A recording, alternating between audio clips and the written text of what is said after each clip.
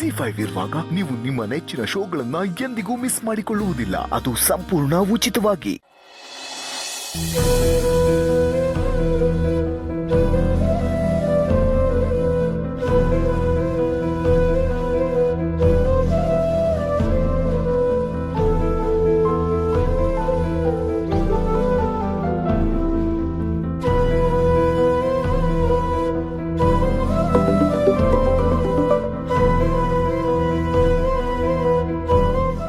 ಕಂದ, ಹೇಗಿದೆಯಾ ಕಂದ?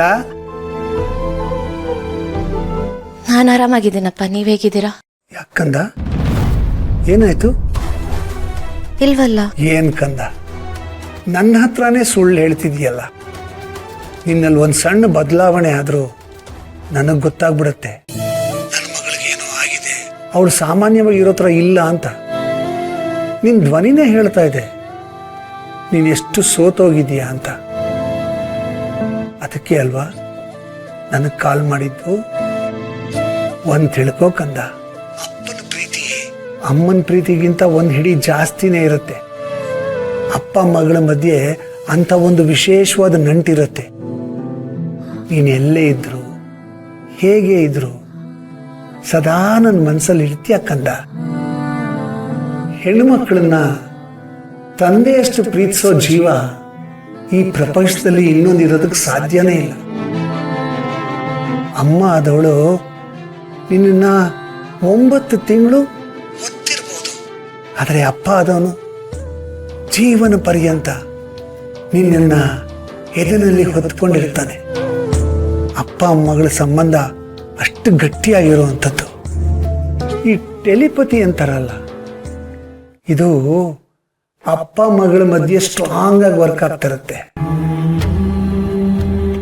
ನಿಂಗೊಂದು ವಿಷಯ ಗೊತ್ತಾ? ನೀನು ಚಿಕ್ಕ ಮಗು ಆಗಿದ್ದಾಗ ನಿನಗೆ ಏನಾದರೂ ಬೇಜಾರಾದರೆ ಅದೇನು ಅಂತ ನಾವು ಕಂಡುಹಿಡಿದು ಅದಕ್ಕೆ ಏನು ಬೇಕು, ಏನು ಮಾಡಬೇಕು ಅಂತ ನಾನು ನಿಮ್ಮಮ್ಮ ಮಾಡ್ತಿದ್ವಿ. ಈಗ ನೀನು ದೊಡ್ಡವಳಾಗಿರ್ಬೋದು, ಆದರೆ ಈಗಲೂ ನನ್ನ ಮಗುನೇ ನೀನು.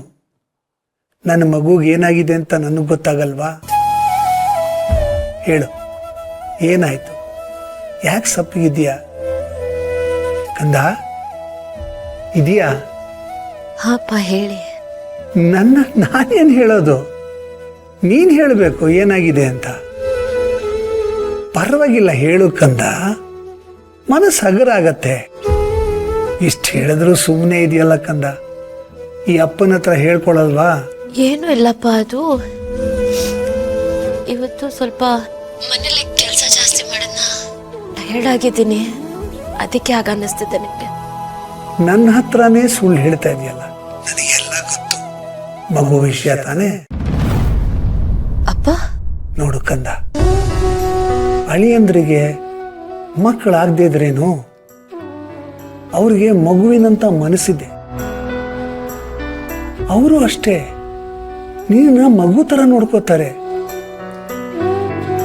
ಏನು ಗೊತ್ತಾ ಕಂದ, ದೇವರು ಎಲ್ರಿಗೂ ಎಲ್ಲದನ್ನೂ ಕೊಟ್ಟಿರೋದಿಲ್ಲ. ಏನೋ ಒಂದು ಕೊರತೆ, ಏನೋ ಒಂದು ಸಮಸ್ಯೆ ಇಟ್ಟಿರ್ತಾನೆ.